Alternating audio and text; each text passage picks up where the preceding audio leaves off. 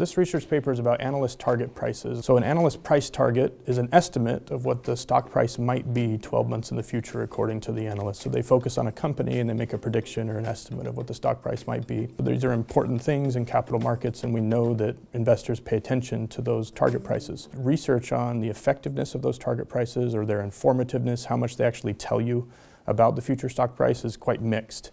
And that research tends to focus on individual analyst price targets. We noticed that freely available online on a lot of financial websites like Yahoo Finance or MarketWatch are consensus analyst target prices, which think of it like the median or the average of many analysts who are all following the same company. There hadn't been much research on those consensus target prices, and so we thought we'd take a look at those with a particular focus on the dispersion underlying that consensus number. So our first main result is that if you look at stocks with consensus target prices where the dispersion is small, in other words, when they agree more about what the target price ought to be, that's when they're most informative. So in other words, that means that there's a stronger positive correlation between the consensus target price and what actually ends up happening over the subsequent year. So that informativeness of the consensus target price is stronger when the analysts agree more.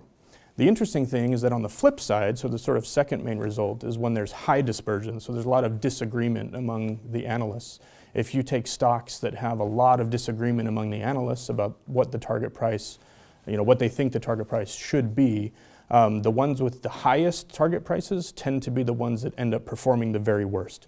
So that was a pretty interesting finding, to see this split in how the target price correlates with the future performance depending on what the dispersion underlying those consensus numbers looks like.